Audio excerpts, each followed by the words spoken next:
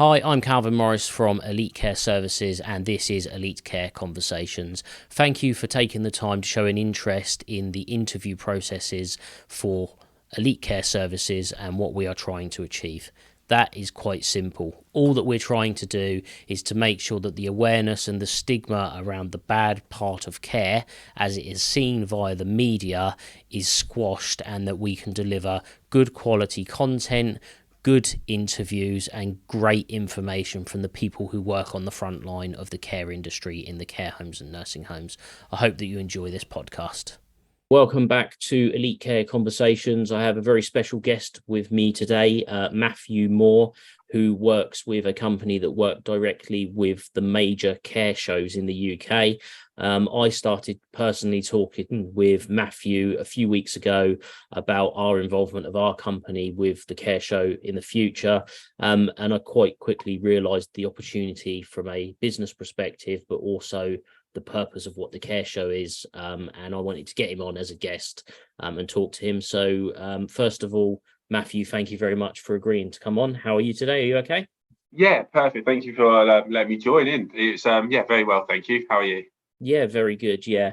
The purpose of what I'm trying to achieve by doing these interviews and podcast videos is quite simple, really, is about the care industry overall, having different guests on from completely different backgrounds. You know, the previous guests I've had a care home manager. I've had a guy who used to be a head chef in a dementia care home, and actually a unique service of effectively a removals firm who move people from home to home, but they specialize in people relocating them to care homes. So it's quite a diverse group of different people. And again, that's part of the reason I wanted to get yourself on and talk about the care shows and the future of them, and the care show that's just happened by the time the podcast goes out as well. So so do you just want to sort of take it from the top, really? Tell us a bit about yourself, about maybe how you got to where you are, and what your involvement is in the care shows. Yeah, of course. So, as I say, currently working for an events company called Close Still Media, which runs two events within the social care sector. One being the care show run in October. So we had one which has recently just run, which is called the Residential and Home Care Show, which we are doing a big rebrand to call it Care Show London, to sort of match up the two shows together from there, from that search. So how many different businesses across care are involved, whether that's sponsorship, whether that's people who have a stall, or an area at the show? There's different areas with different talks and all kinds of things going on, isn't there? Yeah, of course. So we have a number of different exhibitors, either through sponsorship or people exhibiting at the show. In terms of sort of companies like that, for the show which just run, across the whole show, we had 186 exhibitors and about 30 people who came through sponsorship options as well from that side. Okay. So yeah. And how many different talks? I know there's a wide variety of subjects that are covered. We talked about them certainly before we came on and recorded this. So can you tell us a little bit more about that, and the kind of the different things that are covered within the different areas, and the different talks that are going on?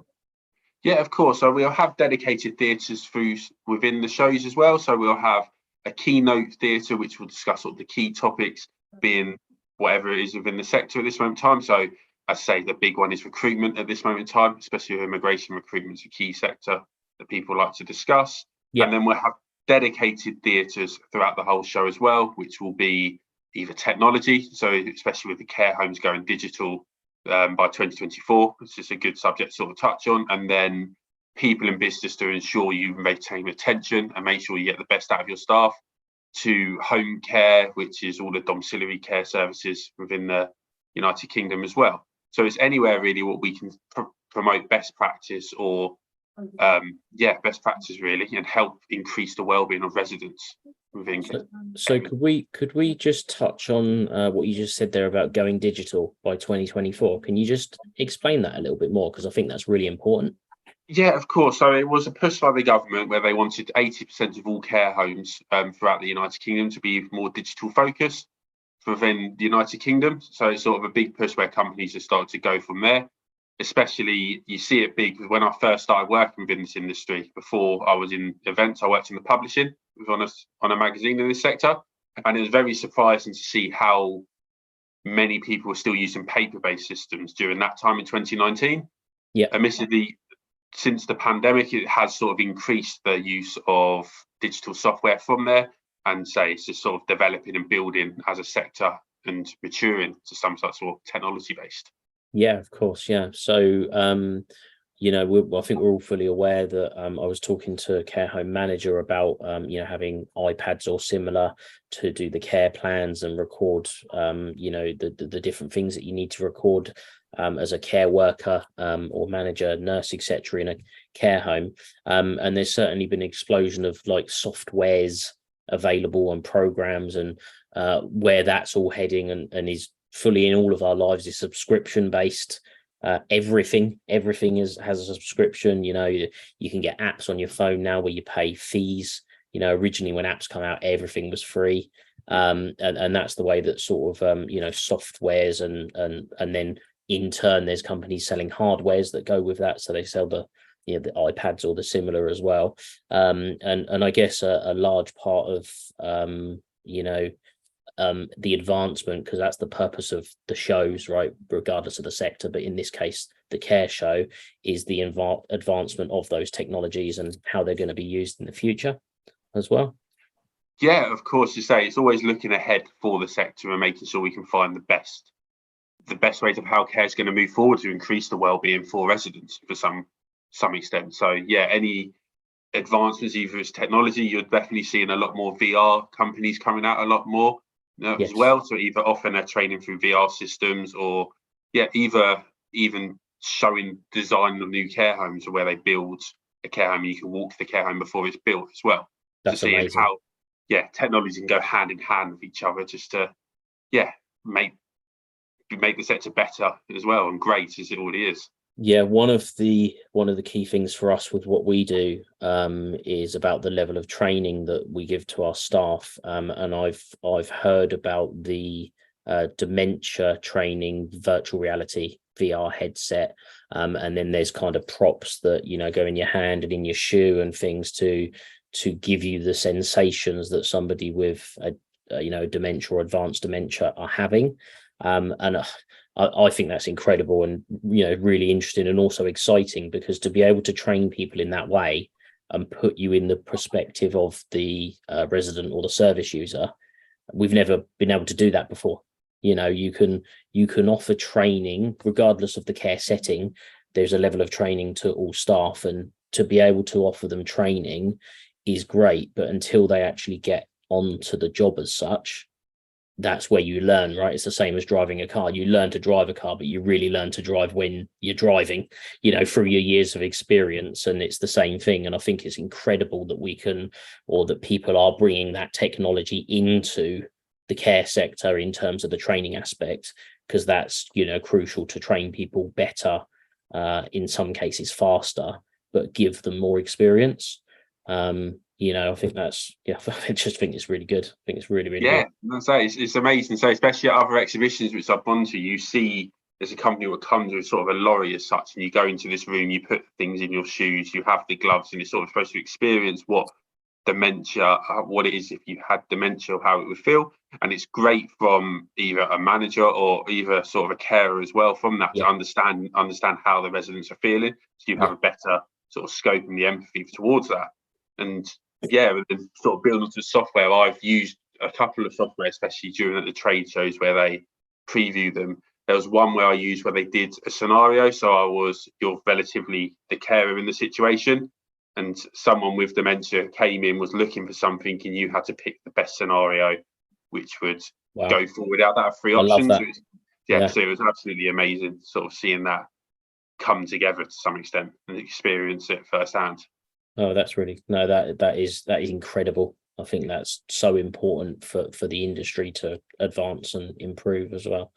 So just touching on the other thing that you mentioned, the recruitment side, one of our key things, what we do at our company is based around the retention and the the quality of staff, the way you train them, the way you look after them, the benefits that you offer to them.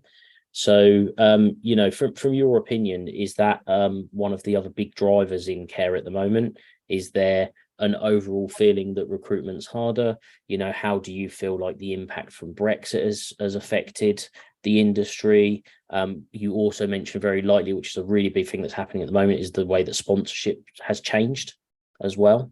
Do you want to just give us a bit of an overview on your opinions on all of that? Yeah, of course. We say you see the big sort of push, especially with immigration companies, the sort of offering them to recruit them into a care home and bring them across from wherever they are within the world, for so to speak. You would, especially with say the laws and legislations where they are allowed to bring them back over so much, especially after Brexit, you could bring them in. So you're seeing a big drive from that within there. You say the key topics, especially you see across all the sector, is how are they either retaining staff or recruiting more staff in, and what are the requirements of doing so, because there is a shortage at the moment, and it's making sure those people find the right ones moving forward, if you know what I mean, so they can lower the staff turnover and keep sort of the best sort of care within their facility. Yeah, of course. And we're putting out some content at the moment that's free for care home managers, owners, recruitment teams, to kind of open up our doors with what we've done and been successful at recruiting over the years. And a lot of the time it's not necessarily around the hourly rate. That obviously helps, but of course we know that we're in a position where care homes, in terms of costs of food, we all know that our shopping bills have gone a lot higher than they were for the same amount of items, and the cost of gas and electricity. Then in turn, the packages that are government funded are trying to be reduced in terms of financially, and there's pressure from both sides, and then care homes and managers may not be able to just say, well, I'll just pay my staff more to retain them, but the conditions that they work under, the flexibility and the support, and actually caring about your staff and understanding that they've got lives and personal issues and things that are going on. And if you buy into that ethos of looking after your staff, then that pays you back later, by having better staff, having them retained longer. With us, we use a lot of technology in the actual process of recruiting them. So we are able to recruit people within 2 weeks, most of the time subject to DBS, I would add, because that's the one where sometimes we don't have the control over how long it takes. But we are able to, from the point of interest, to recruit them very, very fast. And a lot of care companies don't do that because they don't have a full recruitment structure. However, moving back to the technology, there are actually tools out there, and often free tools, that you can implement in your recruitment structures that really help to improve that. And I guess, again, getting back to the care show, that there's a lot of the technologies and the softwares that would make it very much worthwhile managers, deputies and recruitment teams to attend, right? There must be a lot there that could benefit them. Yeah, of course. You say the benefit of the show is he brings everything to go within the care home or care service is normally supplying there. So even if you're for furniture, your recruitment services, your software, it's all there, and it gives them a wide range of new products and services which they may not have heard of from there as well. And then also giving them the insight within the sessions within our theatres that gives them the update, and also either how to use certain products or the best practice to move forward from there. You see a lot within within the sector where the care managers sometimes unsure how they go about recruiting someone abroad from there. And that's where these companies can come in, offer their solutions and provide them either with insight how to do it themselves or do it for them to some extent as well, to help them sort of take ease off their mind of another task they have to focus on. Yeah, of course. And, within our company some years ago, we did a huge recruitment campaign for nurses around Europe. And we did a lot of traveling. I think I did 30 or 40 flights in a year. And we were working with a company abroad, so similar to what you're mentioning, and they helped us to recruit a large number of nurses because we needed them for our company at that time. We found that very useful. But there's also a lot to it, and if you don't do it right, you can end up essentially wasting a lot of money. So it's really important that you get that key information, and that you make the right decisions when doing this. I was speaking to a lady who owns a home care agency, and she has successfully bought, I can't remember the number, maybe 6 or 7 full-time carers over on essentially guaranteed contracts, because that's how sponsorship works. And then she had an issue where 2 or 3 of the new service users who are living at home that she was going to bring on board then didn't continue for whatever the reason.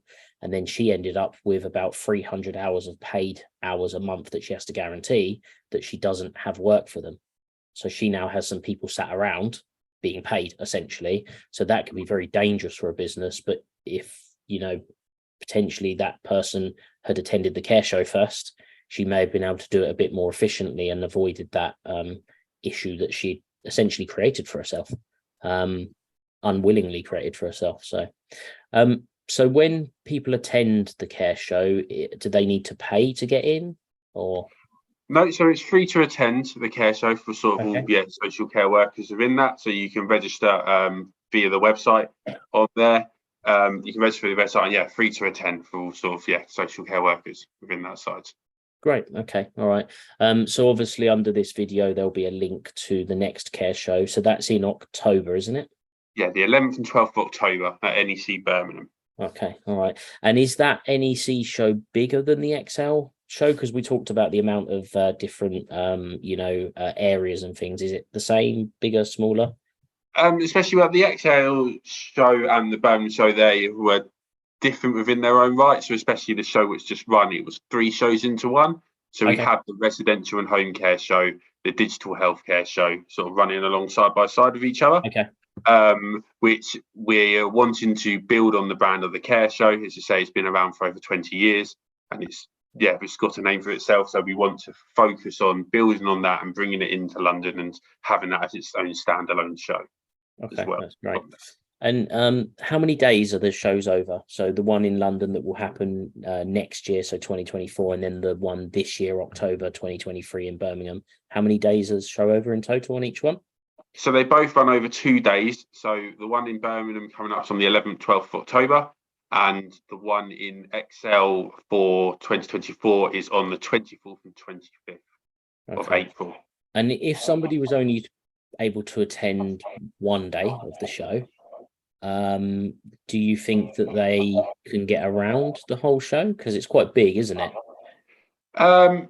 You would, so to speak, be able to see and get around the show, so to speak, but there are dedicated sessions which will both all key to personal development and better sort of service, better best practice across the sector, run across both days. So I would recommend coming to both to be able to understand that and give your time to speak to everyone that you would want to speak to from there. So I'd recommend 2 days, but you can go to one, so to speak. Yeah. Been to quite a few NEC shows for various reasons, and it's a good day of walking.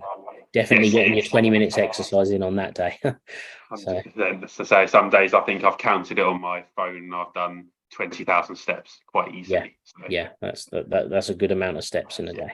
So okay. And then on the other side, there's obviously a variety of opportunities as we've previously discussed for, to exhibit your care company of any capacity, and also sponsorship deals on different parts of it.